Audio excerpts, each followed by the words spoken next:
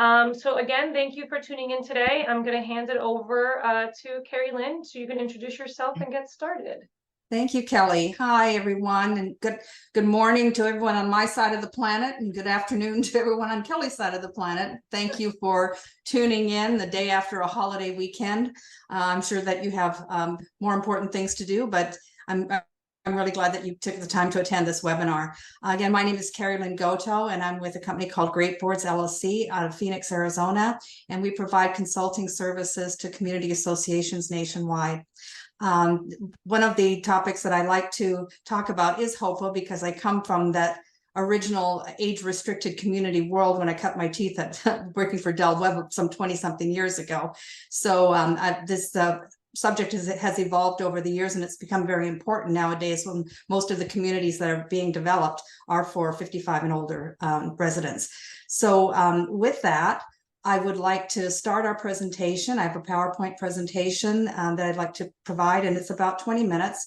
And as Kelly mentioned, we'll have a live Q&A after the presentation, but you can submit your questions online during the presentation and we will address them afterwards. Okay, and with that, I'm going to share my screen. Hopefully this works. It worked this morning. Okay. All right. Kelly, oh, here it is. Do we have share? Awesome. I'm seeing it. Awesome. Okay, so with that, we're going to start this presentation. And all right, so age doesn't matter unless you're a cheese or unless you're a community that falls under the federal HOPA guidelines. And we're going to talk about HOPA today. So HOPA, what we're going to discover, what we're going to talk about is what it is, how a community qualifies for the fair housing exemption under HOPA, the definition of an occupied unit, why you should be concerned about HOPA at all if you're an age-restricted community, how your community maintains the HOPA exemption for 55 and older community, phrases that are unacceptable for use, and some phrases that are acceptable for use when describing your 55 and older community, the documents that are acceptable for purposes of age verification, how your community complies with the verification of occupancy requirements under HOPA. We're going to look at the occupancy survey requirements and talk about who performs the compliance tracking. Then I have a few ADA FAQs, that's Americans with Disabilities Act FAQs, because sometimes these apply to 55 and older communities. And then we have our HOPA Q&A. So with that, we're going to start. So what is HOPA? Well, HOPA is the Housing for Older Persons Act. So that's the acronym, HOPA, HOPA. And it is a remedial amendment to the original Fair Housing Act of 1968. The original Fair Housing Act, the carve out for the senior communities, required that the community supply significant facilities and services to its residents in order to meet that exemption. And those included almost nursing home type services, rides to doctor's appointments, etc. HOPA recognized the senior housing exemption in the Fair Housing Act, and it established different criteria that had to be met in order to qualify for that senior housing designation. It removed those other restrictions that were in the original Fair Housing Act. So how does a community qualify for the exemption? Well, HOPA requires that the following three factors be met. First, at least 80% of all of the community's occupied units, occupied units, have to be occupied by at least one person age 55 or older. Okay, so when we talk about HOPA, we talk about occupancy. It doesn't apply to ownership. This applies to occupancy. All right. The community has to publish and adhere to policies and procedures that demonstrate its intent to operate as housing for 55 and older persons, age 55 and older. So it goes to the intent. And how do we do that? Well, we do that through our documentation, and we're going to talk about that later. Documentation, publications, etc., signage. The third is that the community has to comply with rules issued by HUD for verification of occupancy through surveys and affidavits, or through surveys and identification. Okay, so those are the three factors, but the most important factor is that at least 80% of all of the occupied units have to be occupied by a qualified occupant who's age 55 or older. So what does occupied unit mean? All right, so it's a home that's actually occupied by one or more persons on the date that the survey is taken. Okay, so the survey is biennial, it's every 2 years. We're going to talk about that. So it's a home that's actually occupied by one or more persons on the date that the survey is taken. Now, if a unit is vacant temporarily, it's considered occupied if the primary occupant has lived in the home during the past year and intends to return even to the home, even if it's just on a periodic basis. A unit that's occupied even if it's vacant temporarily while its residents are absent, it's still occupied by that resident. Okay, they have not abandoned the home, they haven't sold the home, they haven't left the home. They're just not there temporarily, so it's still considered occupied. If a home is leased by an owner, then it's the lessees that are considered the occupants, and the home is considered occupied, even though it's not occupied by the primary resident or by the owner. We don't count developer models or sales offices in our calculations when we're calculating the 80-20%. Okay, so the developer models, although they may be sold and then leased back by the developer for sales purposes, they're not considered an occupied unit. So why should you be concerned about HOPA? Well, the biggest one is complaints based on familial status, and that's complaints from people with children who claim they're being discriminated against because they're not allowed to live within the community. So in that case, the community claims HOPA as a defense or as an exemption. They claim that exemption as a defense. But it's the community association, they bear the burden of proof regarding compliance with HOPA requirements as of the date of the alleged claim.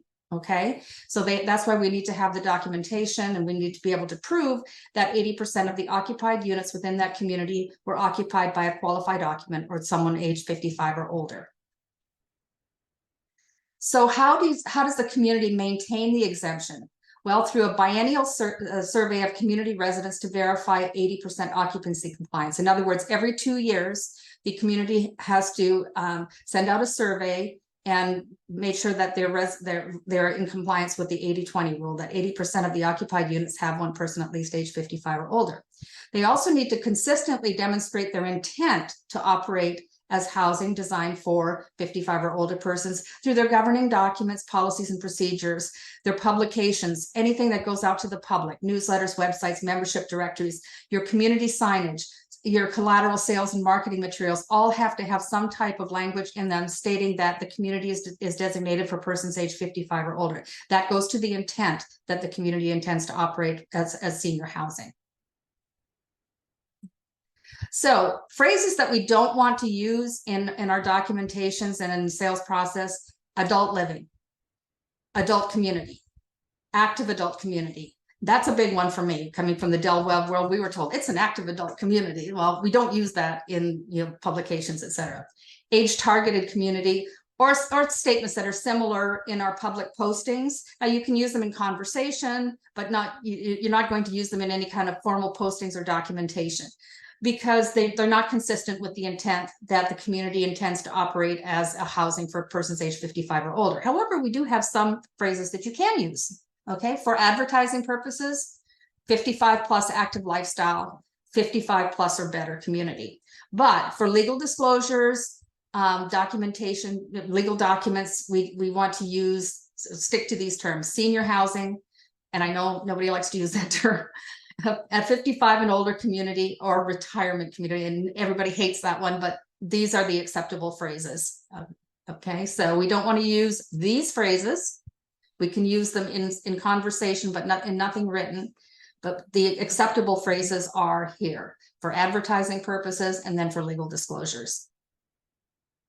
All right. So what documents are acceptable for age verification? Well, we have the usual suspects for that purpose. You've got the driver's license, the birth certificate, passport, immigration card, military ID, or any other state, national, local, or international document that contains a birth date of comparable reliability. Now, if all else fails and somebody will not provide it, then it's a certification in a lease, application, affidavit, or other document that's signed by a member of the household that's age 19 or older, stating that there is at least one qualified occupant in there, which means a person that's age 55 or older. We very rarely get to this point, but it has happened. Okay. All right.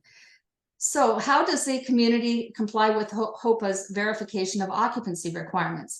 Well, first of all, the board has to adopt an age verification policy. And I provided a copy of that policy, I think, without the handouts that were on the meeting request. Then that's one is taken directly from the HOPA website or from the Fair Housing website. And it just parrots that language. So the board can adopt that policy.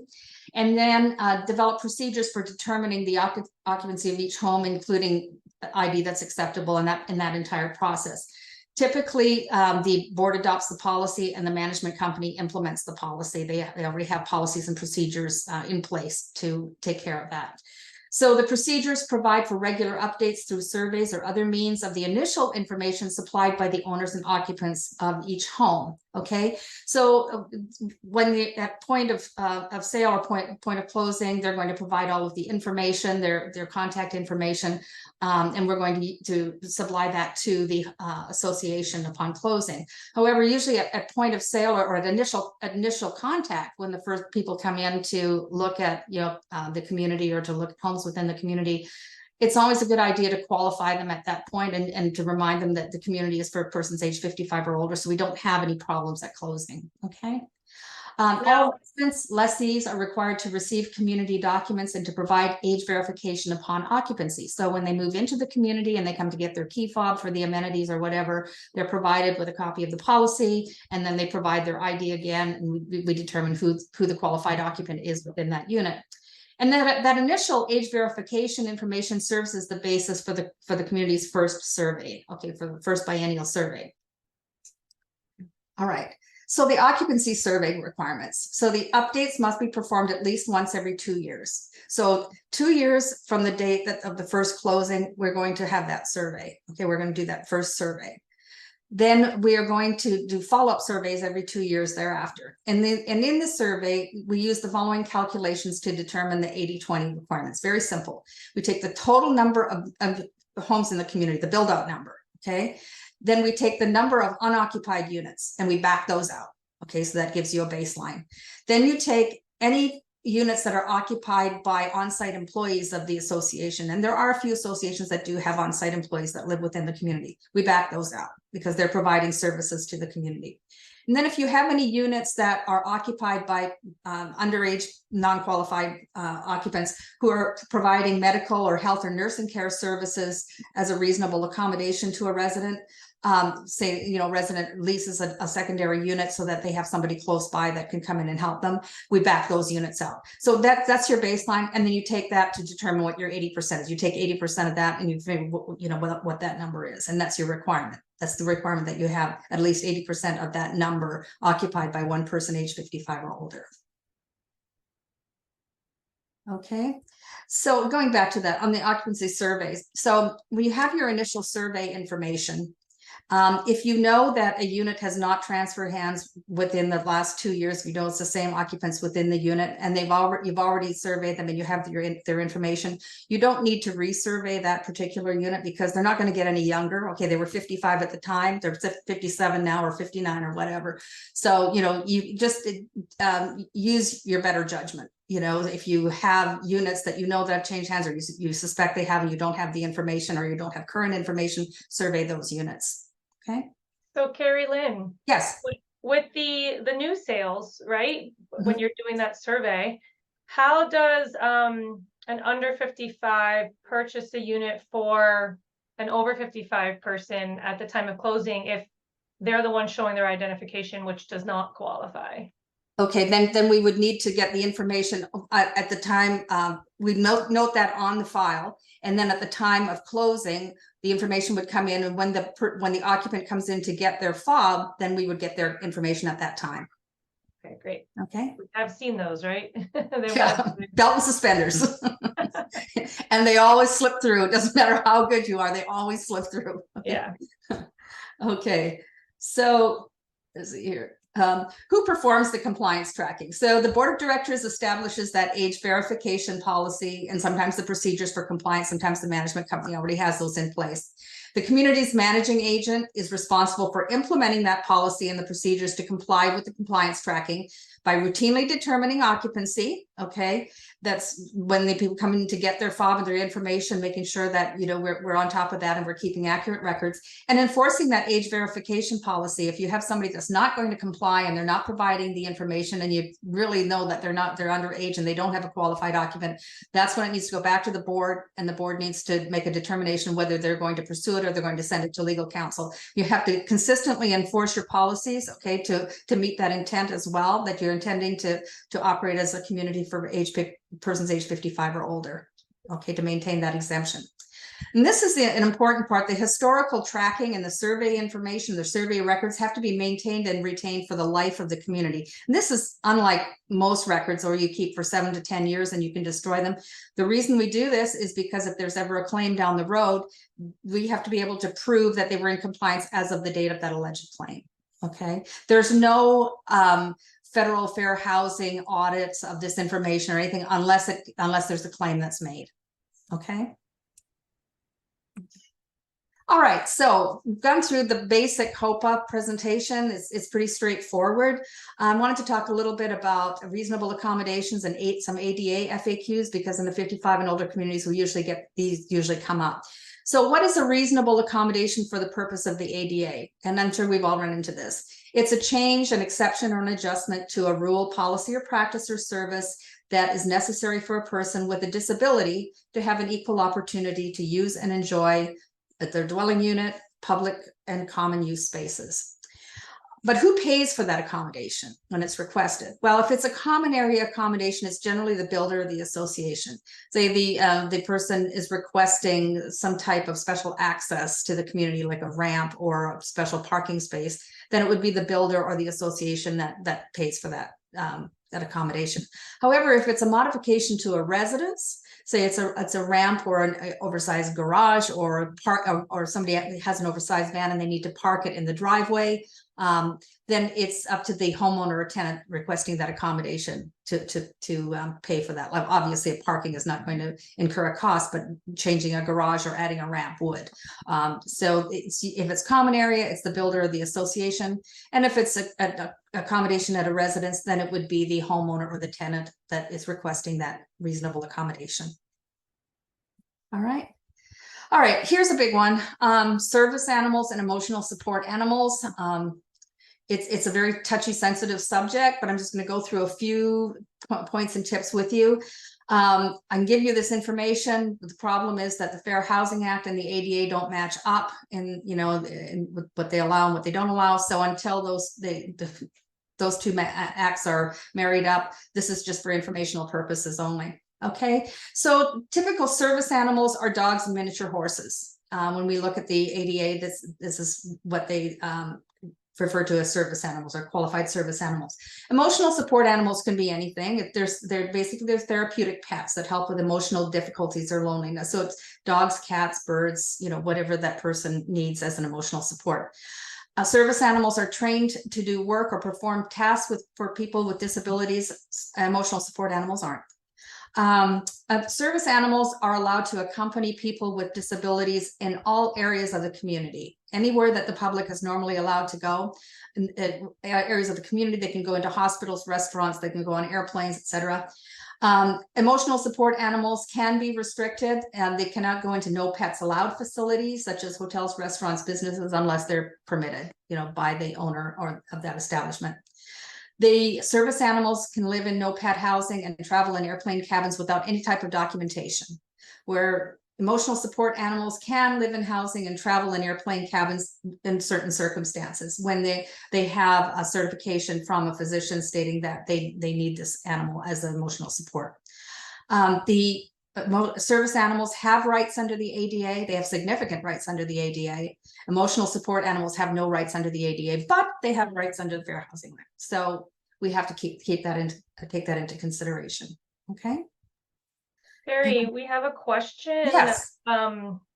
Specifically here about the argument that some may say that the ADA doesn't apply maybe to homeowner associations because they're private property. Or is that more of the emotional? Do you have any insight regarding that? That's what I just said. The two acts don't marry up because somebody can, they can claim that they have a service animal and can say, well, it's not a service animal, it's not trained service animal, it's more of an emotional support. And they say, well, I can have this animal under, I said, doesn't qualify under the ADA. Well, it does qualify under fair housing. And that's what I mean, that they can make that argument. So until the two acts are changed to support one another, there's not much you can do. They can make an argument under either one.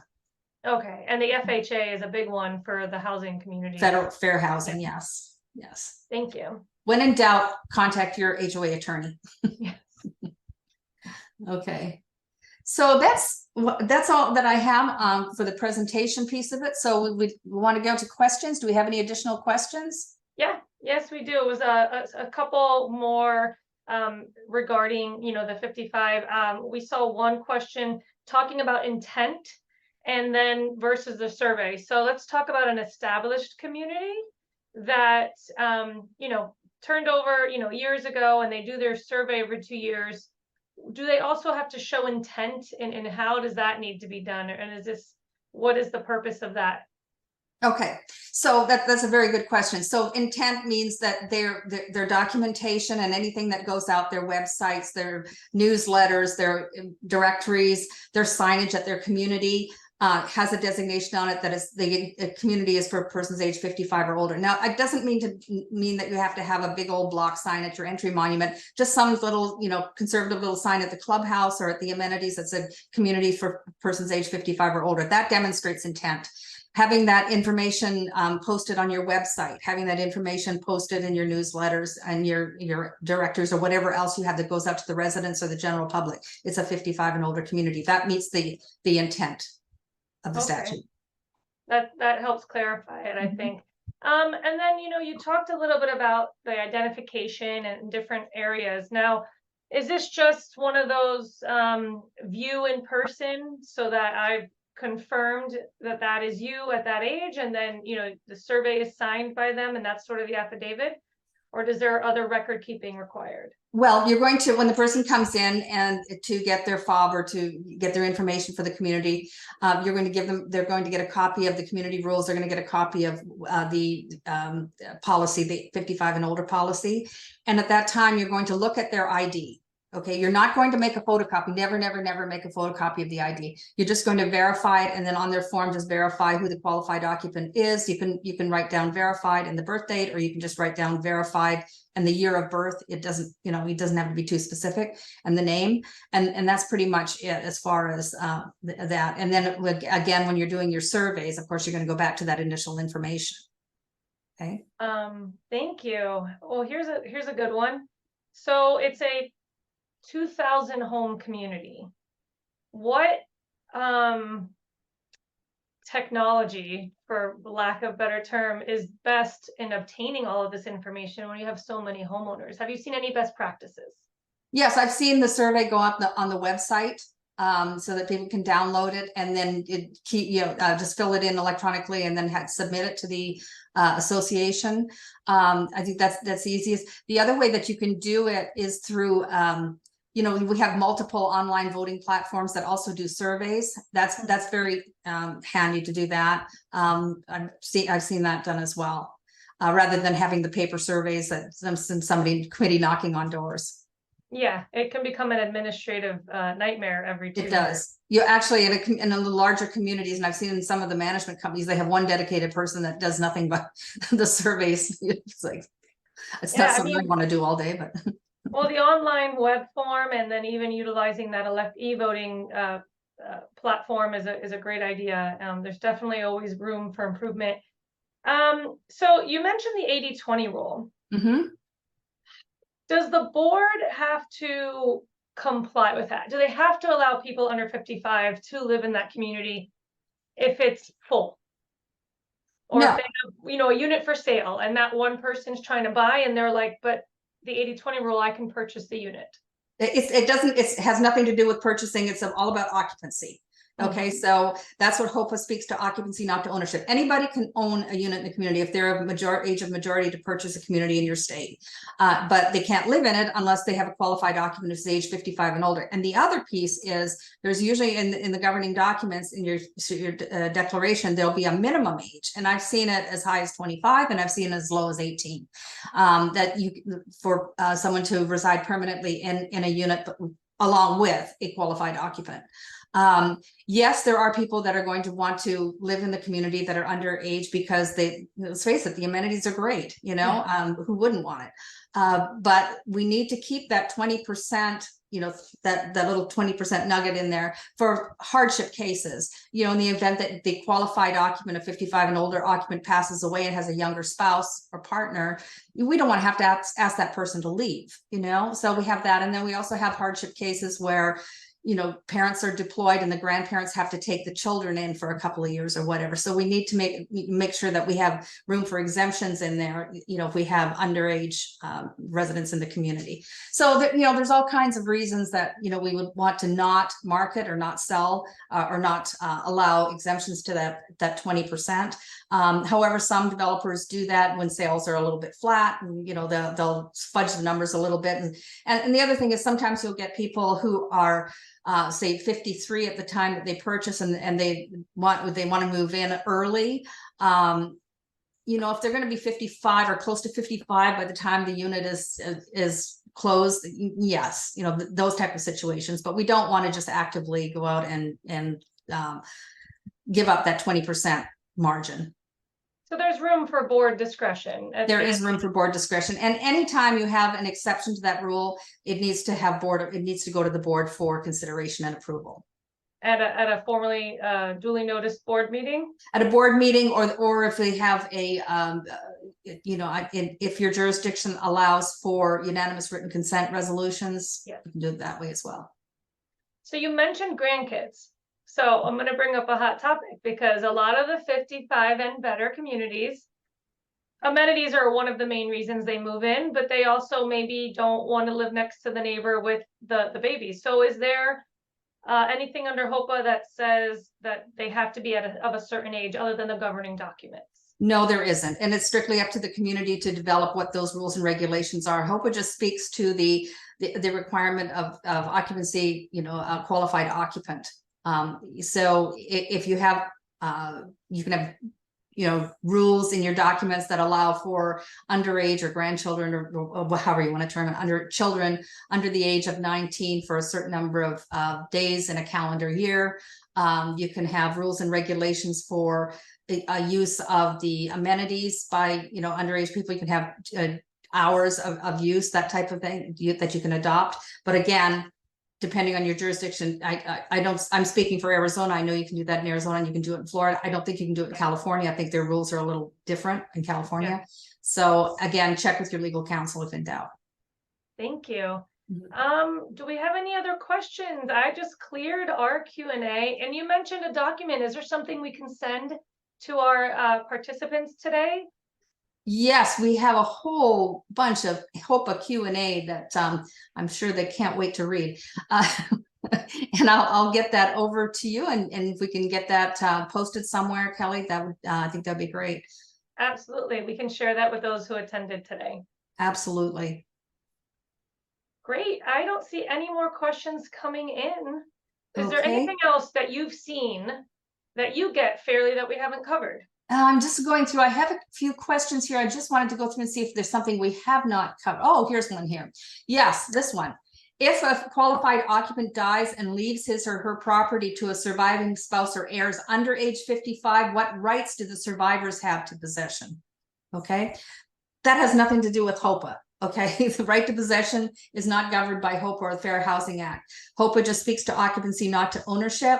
So whether or not they can occupy the unit is a matter of state or local law or custom, and it's generally covered in the association's governing documents or policies. So again, it's that we're talking about that 20%, not eroding that 20% for hardship cases such as this. Okay. So an inheritance, like, have to go through the proper channels if the board has that written in their regulation. Right. And that's what we were talking about earlier. We don't want to ask them to leave, you know, so we have that 20% cushion.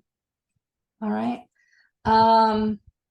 Okay, yeah, in the this goes to how we calculate our percentages. So if we have a 55 or older occupant who passes away and they have a 54-year-old surviving spouse that remains in the unit, is that spouse counted in the 80% or the 20% portion of the units? Well, they're counted in the 20% because they're under 55, they're not qualified. So that one's pretty easy. Okay, how do we count healthcare providers in our reasonable accommodations in the 80-20? We don't count them, we back those units out, okay, when we're doing our calculations. And those are the only ones that I had. But we have a lot of other questions, a Q&A in the packet that I'm going to provide to you. I can also provide a copy of this presentation if anybody wants it. I'll PDF it and send it out. And can take it from there. And again, everyone, I have my contact information here, and feel free to email me at any time if you have questions, and I'll try to answer you. I'm usually on the road every week, so telephone is terrible, but email I always answer. So I'm happy to do that for you. Thank you, Carrie Lynn. This has been definitely insightful. I've learned a few things today. I hope everyone in the audience enjoyed it as well. And like Carrie Lynn said, we'll send you that packet of other Q&A questions that you may be intrigued about. Carrie Lynn, thank you so much for your time today and for your knowledge. We appreciate it, and we look forward to talking again on other topics. Awesome. Thank you. It's my pleasure. Take care, everyone. Bye. Bye.